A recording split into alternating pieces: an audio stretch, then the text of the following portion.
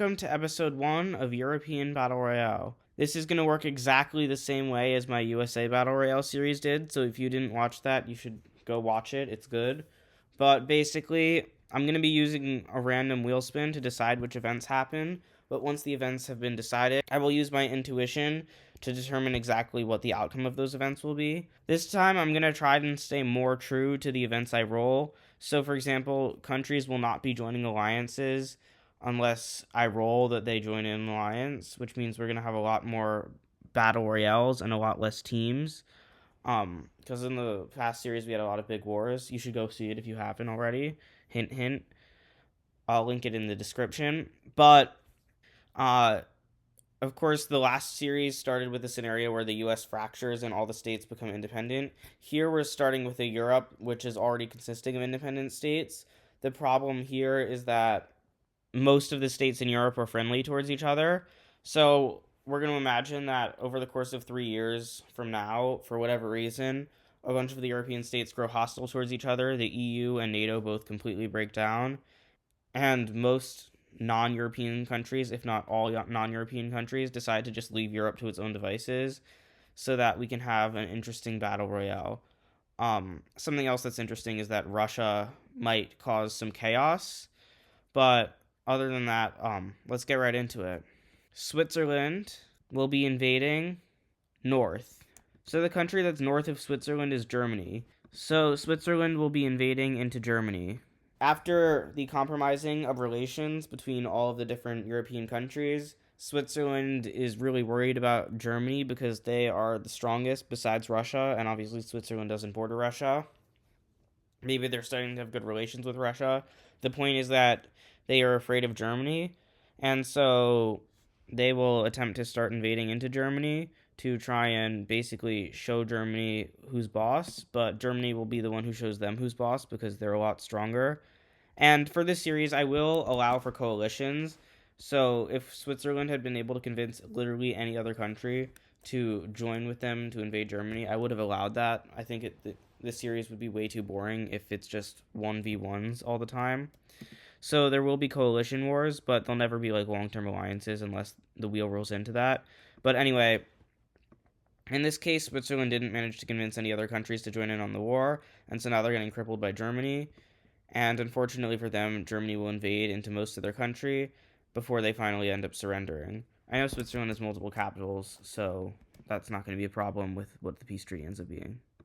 And this is what the borders look like afterwards. Germany will be invading southeast.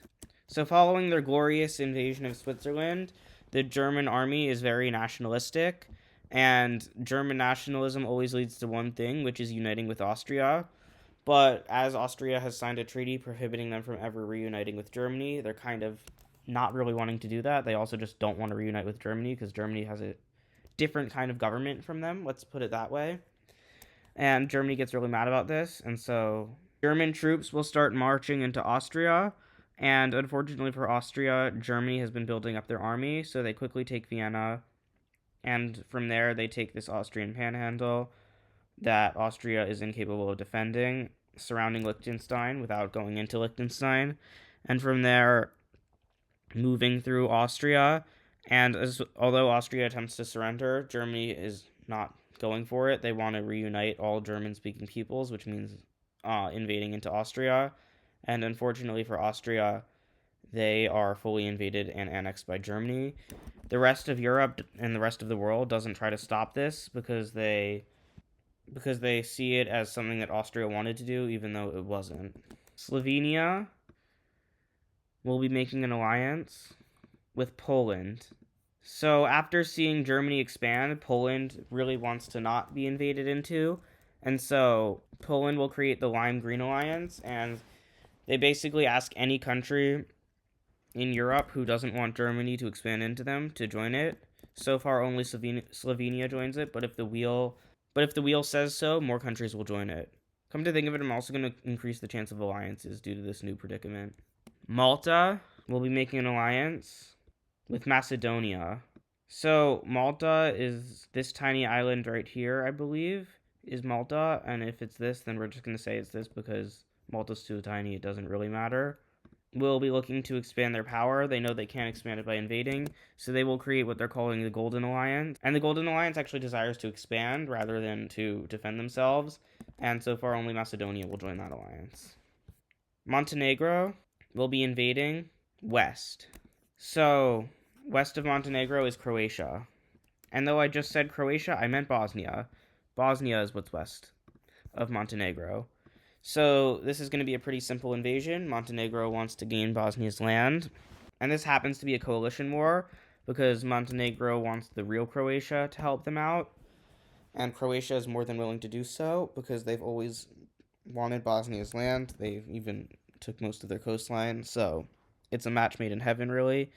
And as soon as the war starts, Bosnia's coastline is occupied, preventing any would-be allies from helping them out. And Croatian troops are sent into this choke point in the northwest of the country to try and destroy Bosnia. Meanwhile, Montenegro plays it slow, only moving a few troops in to help out and make Bosnia's logistics worse without destroying their own army. Croatia will continue to send troops in across their whole border as Bosnia's army tires itself out, and eventually Bosnia is fully taken. Let's see what the division of Bosnia looks like. And this is what the division of Bosnia looks like. Latvia will be invading east. A more foolish war could hardly be imagined. Latvia will be invading Russia. Basically what happens is that a bunch of countries had agreed that they would form an alliance to prevent invasion from Russia, but it never really went through. However, they had also agreed that if it didn't go through, one of them would invade Russia so that they would have to ally with each other. But it turns out that none of the other countries who had agreed to this, not even the other Baltic countries, actually helped Latvia with their invasion of Russia. Latvia is the only one. They were the dedicated Russia invader, and now they just got betrayed by a whole bunch of countries who will not be named. So they start invading into Russia, and it all goes well for about a month until Russia finally gets their act together and starts pummeling all their troops into Latvia.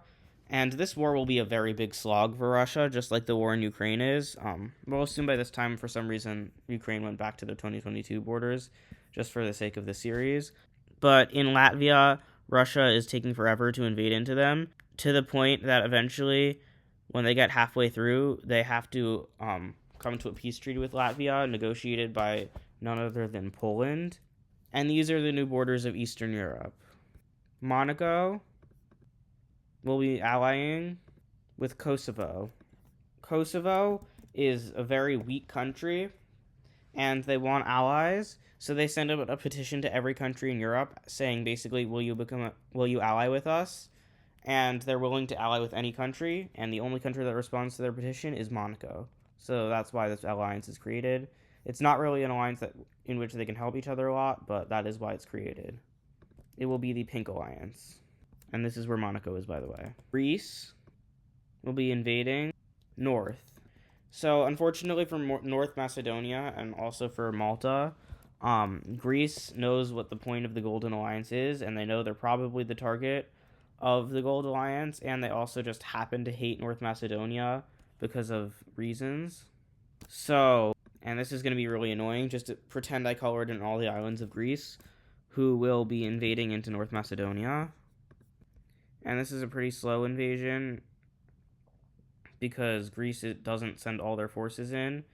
And actually, Kosovo will join in on the war, invading into North Macedonia on their own account. And then after that, Serbia will join in on the war, invading into North Macedonia for their own sake.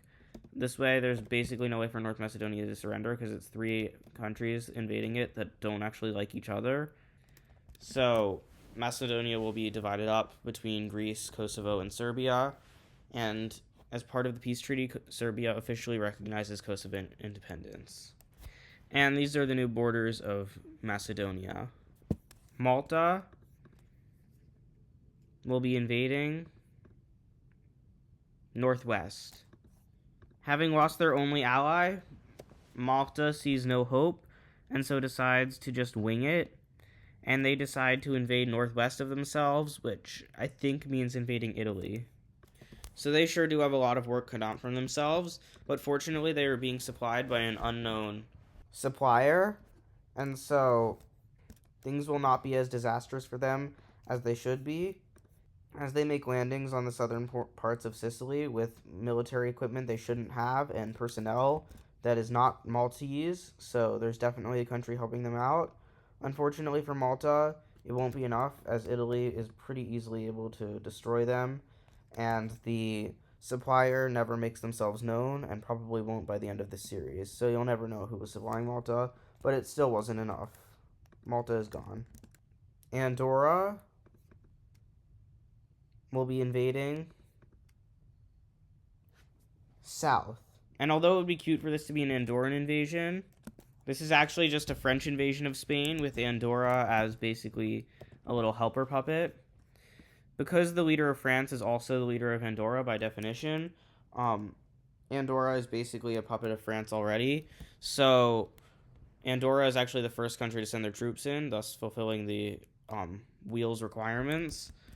But following this, Catalonia is invaded, and exclusively Catalonia because they take advantage of the independence fighters there.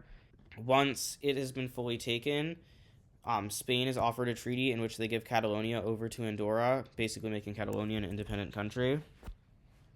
And Spain will actually say no. Spain will say that they want to keep fighting.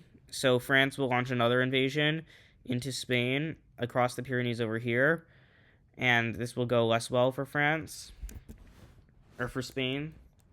French troops start flooding into Spain, and it's not going well for Spain.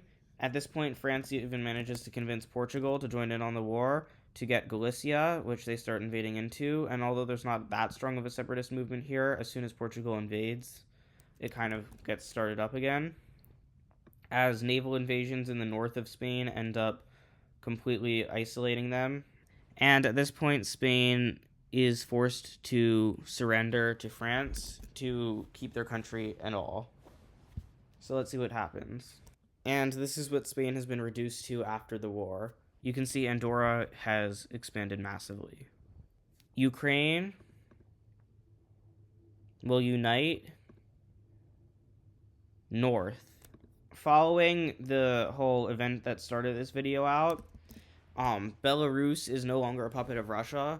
They have had a revolution and gained independence, and both of Belarus and Ukraine are terrified of being annexed back into Russia, and they go to talking, and they decide that a soft union between the two, that will eventually be strengthened into a stronger union, is the best way to prevent a Russian invasion, and so Ukraine and Belarus will unite peacefully.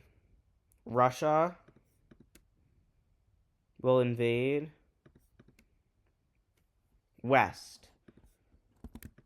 Now, there are a lot of countries west of Russia I could choose, but I think the one that makes the most sense is Latvia, since they are a straight line border to Russia. And I feel like Russia would want to finish the job. This time, Russia even gets Lithuania and Estonia to turn on their Baltic brother in order to get some more land. And with this, it is immediately over for Latvia before it even starts, as Russian and Estonian and Lithuanian troops just destroy Latvia. And Russia has successfully basically infiltrated the governments of Lithuania and Estonia. And this is what the partition of Lithuania looks like. Or, not Lithuania, Latvia. Okay, last event of this video. Andorra will be invading west. So in a surprising betrayal, because Andorra also isn't fully a puppet of France, the leadership of Andorra will basically declare that the leader of France is no longer the leader of Andorra. They feel strong enough to do that now. And they might or might not be having support from an unlikely ally.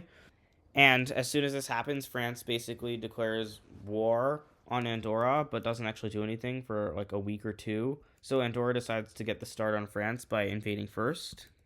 And Andorra's unlikely ally is Spain. Andorra had just taken a lot of land from Spain, but they are willing to work together because they now have a common enemy in France. So Andorra will first start invading west as per the prompt, but Spain will start invading to cut off France's Mediterranean axis over here, because once that's cut off, it'll be annoying for France to navally invade into Andorra, and it is successfully cut off.